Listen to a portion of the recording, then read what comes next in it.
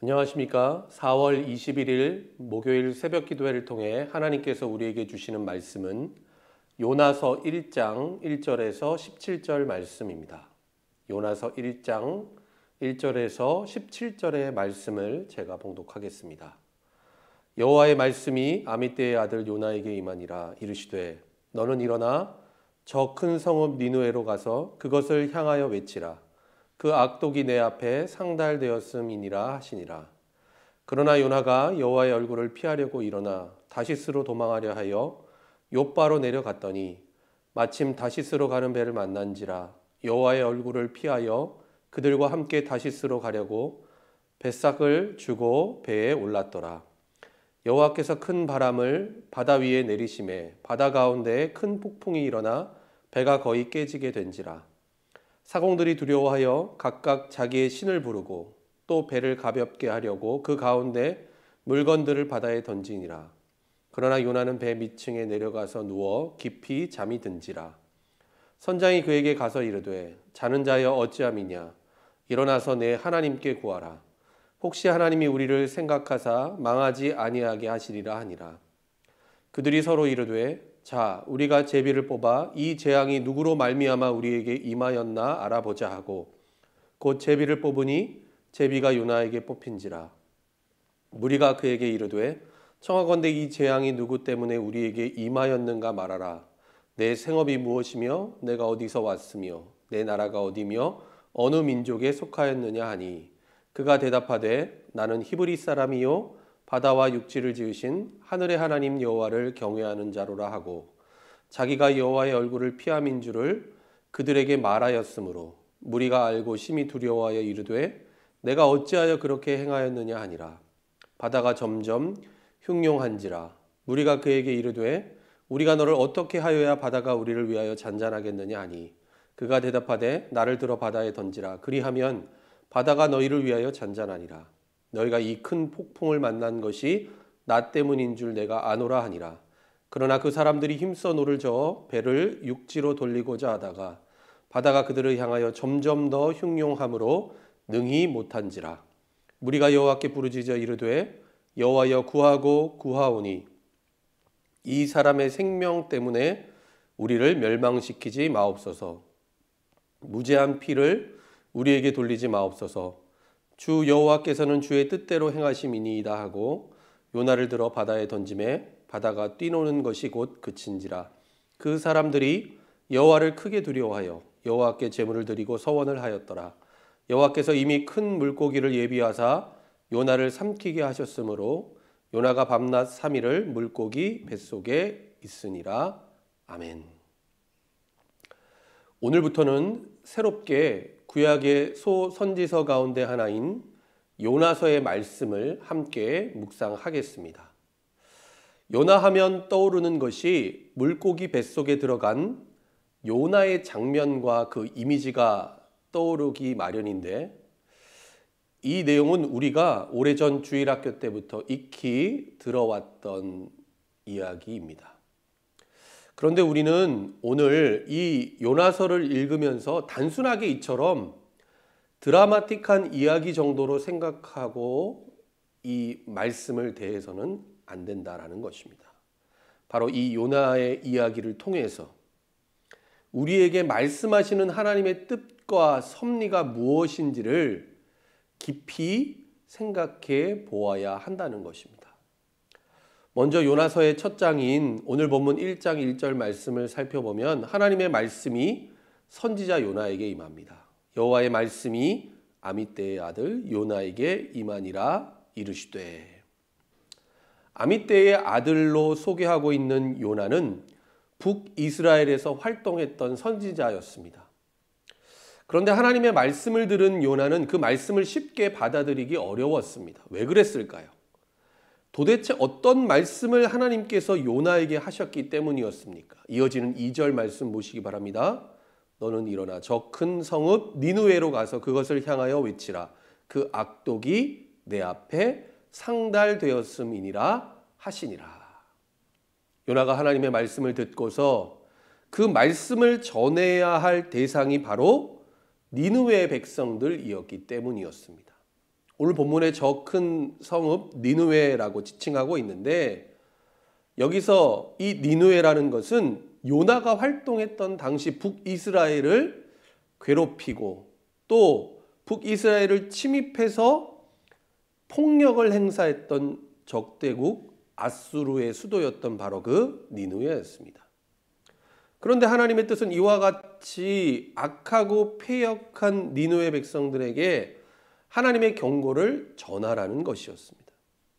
자신들의 죄악을 깨닫고 하나님께 회개하라는 메시지를 요나에게 전하라는 하나님의 분명한 명령이었습니다. 요나는 도무지 어떻게 하나님께서 이렇게 말씀하실 수 있을까? 도무지 하나님이 이해되지 않았습니다. 저 멸망받아 마땅한 이방 니느웨 백성들에게 하나님께서 지금 구원받을 기회를 주시는 것이었기 때문이었습니다. 요나를 비롯한 이스라엘 백성들의 생각은 구원의 은혜는 오직 하나님께 택함을 받은 자신들에게만 해당되고 적용된다라고 하는 편견이 있었습니다. 그래서 그들의 이와 같은 기준에서 본다면 니느웨 백성들은 돌이킬 수 없는 하나님의 진노와 심판을 받고 멸망당하면 그것이 마땅한 일이었다라는 것이죠. 그런데 이런 악독한 니느웨에 가서 그 백성들에게 하나님께 돌이켜 회개하라는 말씀을 전하는 것, 그래서 혹시라도 이들이 구원을 받게 되는 것, 요나는 솔직히 말해서 그와 같은 일이 벌어지는 것 원치 않았다라는 것입니다.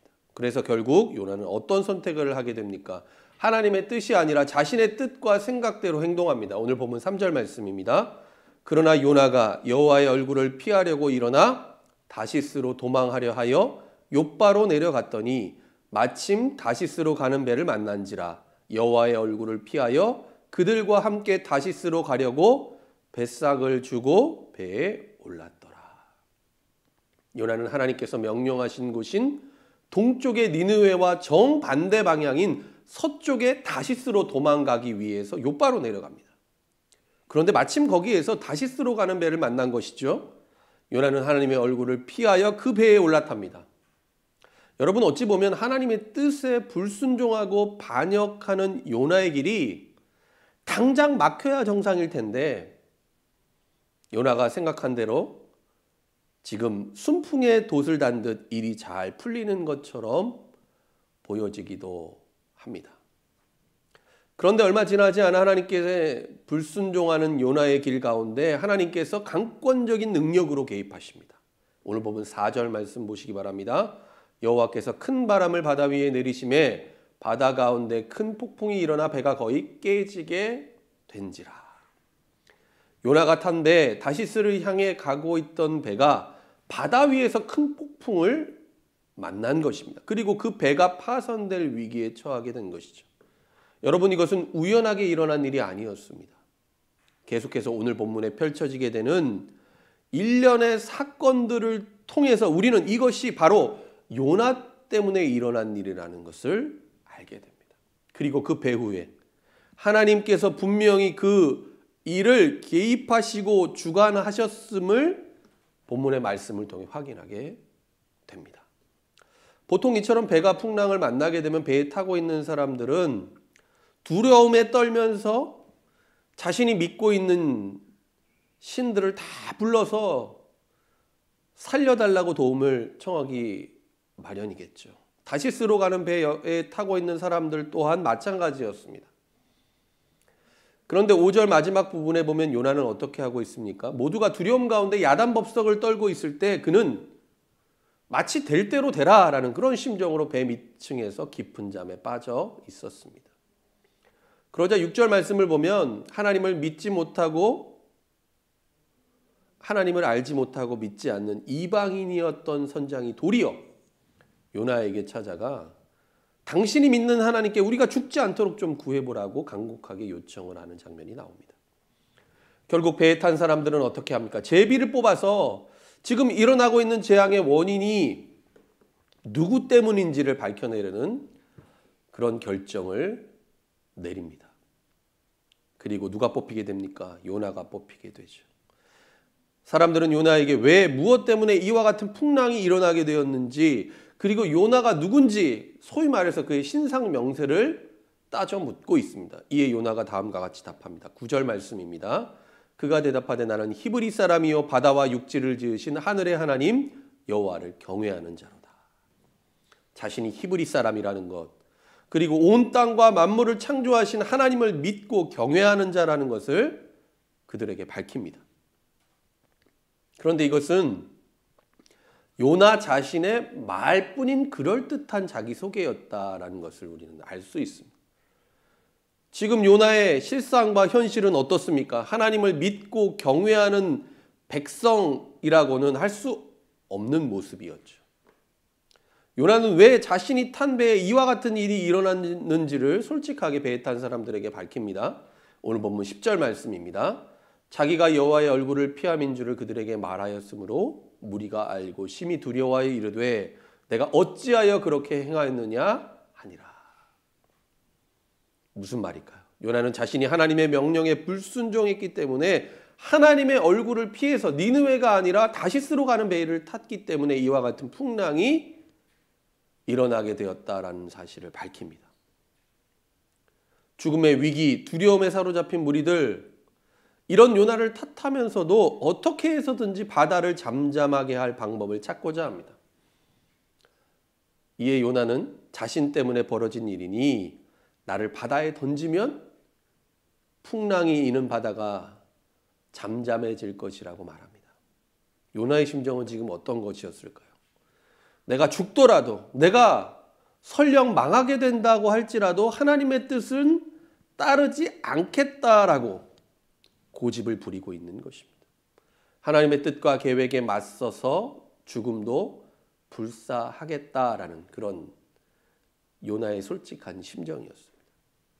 그래서 이 모든 일의 원인과 책임이 나에게 있으니 괜히 다른 일 하지 말고 나 한 사람만 바다에 던지면 끝난다라는 것을 사람들에게 다음과 같이 말했던 것입니다.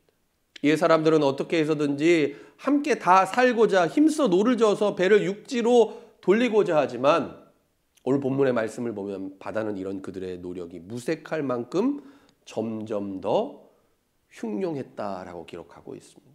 결국 이들이 어떻게 합니까? 오늘 본문 14절 말씀입니다. 무리가 여호와께 부르짖어 이르되 여호와여 구하고 구하오니 이 사람의 생명 때문에 우리를 멸망시키지 마옵소서.